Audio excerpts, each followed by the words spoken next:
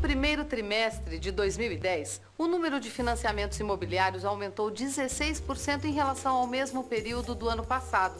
Diariamente, são feitos mais de 4.200 contratos de financiamento que movimentam cerca de 261 milhões de reais. Estamos atingindo todos os recordes em financiamentos habitacionais. No programa de hoje, vamos esclarecer os procedimentos necessários para financiar um imóvel. Qual a sua capacidade de pagamento mensal de uma prestação? E explicar para que serve e onde encontrar toda a papelada do financiamento. Não existem casos em que uma certidão em papel não possa ser substituída por uma certidão eletrônica. O Educação Financeira está no ar.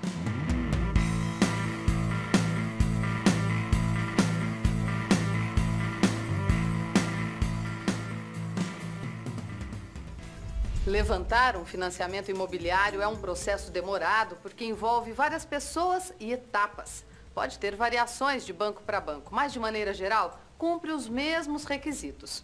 Para fazer um financiamento desse tipo, é primordial levantar todas as informações para tomar as decisões certas e também ter muita organização. Você sabe como se faz um financiamento imobiliário? Olha, na verdade eu tenho a informação básica, né? Alguma coisa relacionada com o banco, mas exatamente como funciona eu não sei. Eles vão analisar via Serasa, enfim, meu cadastro. Apresentar uma série de documentos que comprovam renda. E verificar se o crédito está disponível no mercado. Se tiver problema bancário, você consegue fácil. Como o mercado está crescendo ultimamente e está tendo esse boom, eu penso que está sendo muito fácil. O primeiro passo para pedir um financiamento imobiliário é pesquisar as taxas cobradas em diferentes bancos, o que pode ser feito nos sites oficiais dessas instituições, e definir em qual deles vai preencher uma proposta. Além do formulário de financiamento, você terá que apresentar documentos que comprovem informações que constam na proposta, como declaração de imposto de renda, holerite, extrato bancário, comprovante de residência. Então, o que é fazer análise da capacidade de pagamento? É ver o que tem de sobra do salário que pode ser destinado para o pagamento da prestação. Primeiro é uma análise mais rápida dos órgãos de proteção ao crédito, né? Serasa, SPC, Cadim.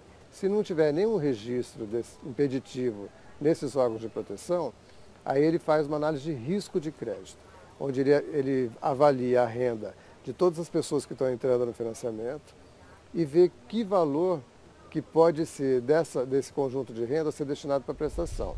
De modo geral, os bancos dividem o empréstimo em até 360 meses. E o valor mensal pago de financiamento não pode ultrapassar 30% da renda do proponente. Ou seja, se a pessoa tem uma renda de R$3.000 por mês, sua prestação mensal não poderá ser superior a R$900. Muitas vezes a pessoa tem a impressão de que ela tem acesso a um financiamento de um valor muito baixo. Então ela procura um imóvel até mais modesto. E pode acontecer o contrário também. Os bancos, de modo geral, têm nos sites deles as planilhas de simulação. Você coloca o valor do imóvel que você deseja comprar, qual a sua renda, a sua idade, e ele vai fazer uma simulação desses fatores e vai te dar, olha, com a renda que você tem, você pode comprar um imóvel de até X valor. Isso aí já é um parâmetro que te facilita a sair no mercado buscando um imóvel dentro dessas condições. Enquanto você procura o imóvel, é bom ter em mãos a lista de documentos que o banco solicita na entrada do pedido do financiamento. Aproveite esse período para deixar toda a papelada em ordem. Existe um mito no mercado, as pessoas que nunca buscaram financiamento imobiliário, de que essa operação é extremamente burocrática, que os bancos exigem centenas de documentos e, na verdade, não é bem assim. Os bancos hoje trabalham com documentação mínima. Os documentos pessoais dos compradores, o CPF e o RG, é a comprovação do estado civil, a comprovação de renda, o comprovante de residência. Para agilizar a vida de quem compra ou vende um imóvel, está disponível pela internet a versão digital da certidão de registro do imóvel, que é o histórico da propriedade necessário durante o processo de compra e venda. Basta acessar o site da Arisp, Associação dos Registradores Imobiliários de São Paulo, e baixar o documento no computador. O preço é o mesmo das certidões tiradas pessoalmente em cartório. Não existem casos em que uma certidão em papel não possa ser substituída por uma certidão eletrônica. Quem planeja usar o Fundo de Garantia por tempo de serviço no financiamento para pagar parte do valor do imóvel deve fornecer ao banco outros documentos, entre eles o extrato da conta vinculada ao FGTS. Como esses documentos variam de acordo com alguns fatores, consulte seu banco. E é sempre bom saber, tudo isso é apenas uma parte da história, porque em todo pedido de financiamento entram também os documentos do vendedor e do imóvel. Do vendedor do imóvel, a documentação é um pouco menor. São os documentos pessoais, o RG e o CPF e a declaração, a comprovação de estado civil. São essas duas coisas. E para o imóvel, nós exigimos a cópia da matrícula do imóvel, que é expedida pelo cartório de registro de imóveis, e uma cópia do carnê do IPTU.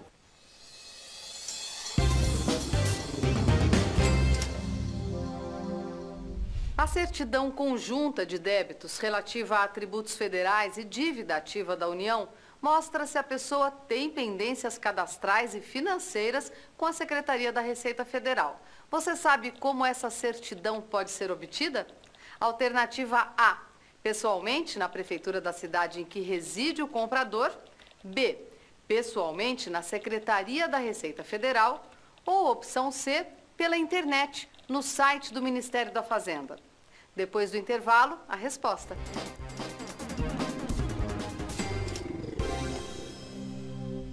Hoje estamos falando sobre financiamento imobiliário.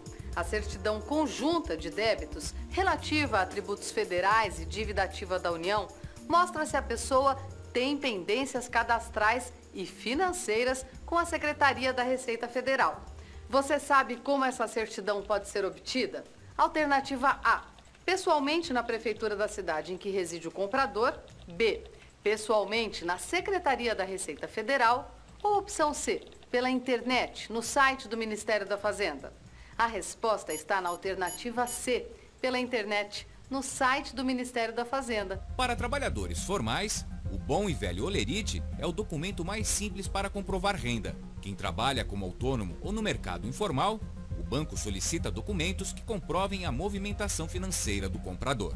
É o extrato bancário, é a fatura do cartão de crédito, eventualmente um contrato de locação que ela paga o aluguel mensal fixo, a escola das crianças, um consórcio que ela tenha de veículo. Toda a documentação levantada vai para análise de crédito. Existe uma central operacional no crédito imobiliário que cuida especificamente da análise de crédito de conformidade desse crédito imobiliário. São verificadas as condições das duas partes, comprador e vendedor, para ver se não tem nenhuma pendência jurídica, se não tem nenhuma dívida inscrita em órgãos de proteção ao crédito. Tudo isso dá segurança e confiabilidade aos envolvidos no processo de compra e venda de imóveis.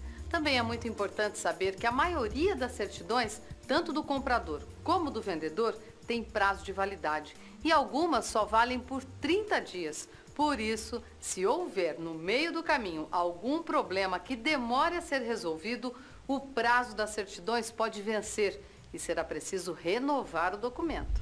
A instituição financeira cobra taxas do comprador para fazer toda a análise dos documentos e também pela vistoria do imóvel. Por quê? Para poder pagar o engenheiro que faz a avaliação, todas as pesquisas que o banco faz de certidões negativas e as despesas operacionais que tem para manutenção, para criação e manutenção desse contrato. Verificar se esse imóvel vai servir de garantia para uma dívida que um cliente está contraindo por um prazo de 20, 30 anos, né? Para garantir que esse imóvel tem uma situação física, estrutural, adequada para todo esse tempo de residência, é um imóvel sólido, ele está bem construído, e o valor de mercado que ele tem. Porque você, quando vai comprar com financiamento, você não pode pagar mais caro do que o imóvel vale no mercado. Com o pedido aprovado, é hora de começar a pensar na casa nova e de resolver os últimos detalhes do financiamento. Veja só como funciona essa etapa final. A assinatura de contrato de financiamento nos bancos é mais simples do que se você estivesse comprando o imóvel à vista com o vendedor de um imóvel. Porque os bancos, eles têm um instrumento particular de compra e venda que ele tem o mesmo valor de uma escritura pública. Então o próprio banco emite aquela escritura, né, que tem um valor de escritura pública.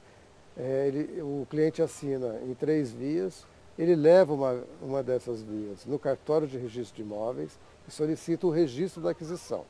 Então, o que o registro faz? Ele registra a aquisição pela pessoa e a garantia que ele está dando ao banco, que é o próprio imóvel, que é atualmente no sistema de alienação fiduciária. Então, a operação é simples. Vai num dia no banco, assina o contrato, sai do banco com uma via para ir até o cartório e registra isso. Quando o cartório entrega a via registrada, ele volta no banco, ele vai comprovar para o banco que ele registrou o contrato dele, daí o banco libera o valor da compra e venda para o vendedor do imóvel. No programa de hoje você ficou sabendo como fazer um financiamento imobiliário. Agora, já por dentro dos procedimentos e da documentação necessária, o próximo passo é entender os tipos de financiamento que o mercado oferece. Assista no próximo Educação Financeira.